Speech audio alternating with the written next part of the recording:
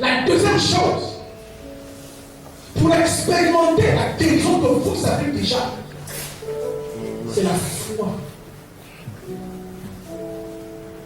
La deuxième chose, c'est la foi.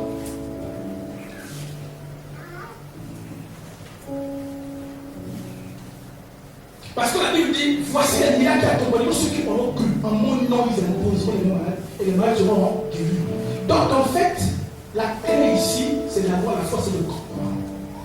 Mais je vais vous expliquer un peu la foi. Parce que vous savez, on a parlé tellement de foi. Nous-mêmes, souvent, avons chaque fois essayé de marcher par la foi. On n'a pas réussi. Que parfois, on se demande en fait, c'est quoi la foi. La foi dont je vous parle ici, c'est d'abord la foi qui vous vient de l'information. C'est-à-dire que lorsque vous prenez le texte, vous avez ce texte, c'est un livre simplement. Un homme de Dieu a dit ici, je crois que l'apôtre Jean-Paul Goma, il a choqué beaucoup de gens. Que la Bible n'est pas la parole de Dieu. Bon, c'est ça. Vous savez, ça c'est un livre. La Bible, hein? Hello? Vous êtes là? Ça, c'est un livre. Si vous prenez ce livre, vous voyez Marc 16, que la Bible a dit, vous imposerez les mains aux malades et les malades seront guéris. Vous avez eu l'accès à l'information que ce livre vous a donné. Ça ne vous donne pas la foi. J'ai un homme qui est athée, qui est propre en Dieu. Et lorsque nous étions à France, je me rappelle, on louait une maison. Et il y a eu un moment où celui d'Alliance chrétienne qui s'est ouvert juste à côté de notre maison. Il priait tous les jours dans la construction. Un jour, mon oncle s'est levé. Il en avait marre. Il collait le policier. Il dit, dedans. Il dit, femme, tu fais en bas là, tu tapes, tu fais le boucan là. Tu me choisis le responsable de la mairie. Et pourquoi il y a c'est l'homme qui a parlé avec moi, c'est mon tuteur. Je vais, je descends, oui, bonjour, monsieur, oui, bonjour. Mon oncle qui m'a demandé le responsable, il a demandé, il fait quoi, non, il veut un responsable, et un responsable qui est monté. Pour lui, il était content parce que c'est l'occasion d'aller prêcher l'évangile. Mais il ne savait pas ce qu'il attendait. Le temps que j'étais allé pour le faire, mon oncle était entré dans sa maison. Il a pris un seau de javel. L'autre de javel. Non, ce n'est pas le javel. Il a mis le javel en poudre. Il a mis le javel en poudre, il a sorti. Le frère Ali, il a fait le feu de bouton, il est doucement et tout, machin, tout ça, oui, on s'excuse. Il dit, maman, tant je monte, vous me dites. Il y a un texte dans votre Bible qui dit que vous prenez les breuvages mortels et vous allez là. Est-ce que tu connais ce texte? Oui, bien sûr, c'est Marc 16, la Bible est claire. Vous allez le dire quand tu commences à débrouiller les mots. Voilà, on dit, il n'y a pas de problème, papa. Allez, oui, pas moi, il te donne la parole. Il dit, non, tu me la donnes, c'était combien? Il dit, je veux que tu me démontres la vérité de ce texte. Que tu peux prendre des breuvages mortels et rien n'arrive. Je veux que tu me démontres ce texte. Voici le verre, voici la poudre de javel, mais la quantité qui te convient. En fonction de ton niveau de foi. Le bon frère est resté assis. Il regarde le verre.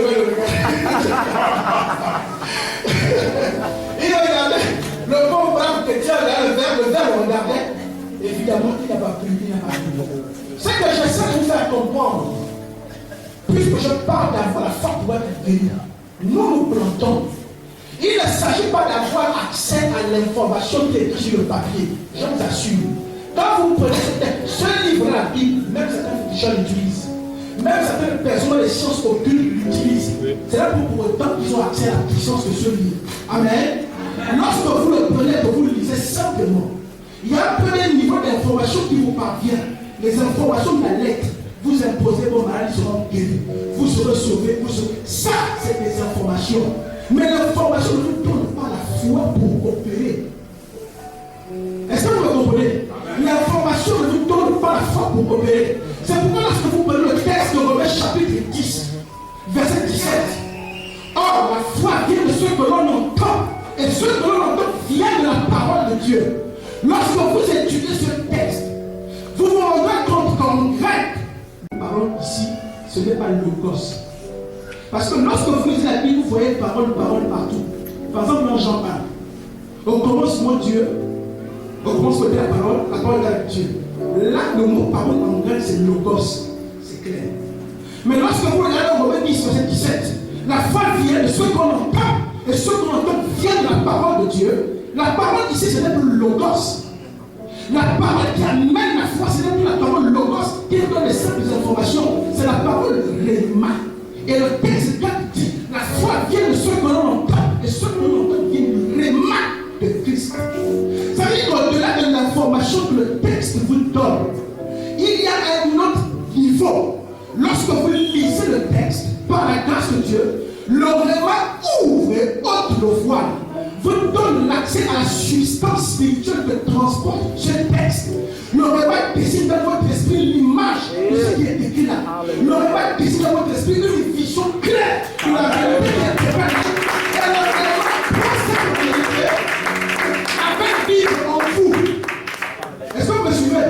Le réma prend cette vérité qu'il a débattue, qu'il a décrite, il transporte cette réalité, il la met dans votre cœur et la rend vivante en vous. Que vous le voulez ou que vous ne le voulez pas, vous sentez un effet à l'intérieur qui vous dit c'est possible, tu ne mourras pas, tu vas être guéri.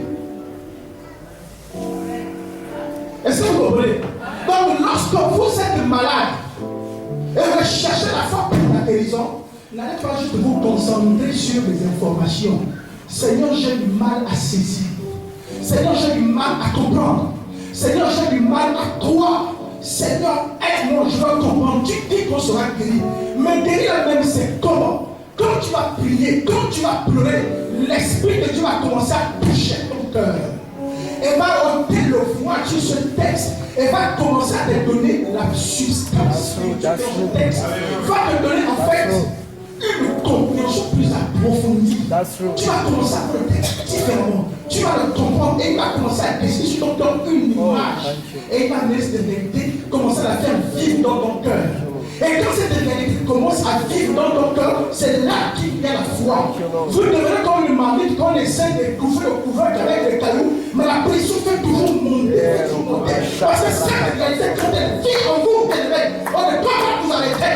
Quand tu as dit que tu ne feras pas d'enfants, mais tu sens quelque chose qui dit tu feras des enfants. Quand tu as dit que tu ne seras pas guéri, mais tu ressens une pression qui monte de l'intérieur. On essaie de te couvrir. Alléluia. Marie avec le couvercle. Tu dis non, je ne sais pas. Mais dis à l'intérieur que je vais être guéri, que j'aurai les enfants.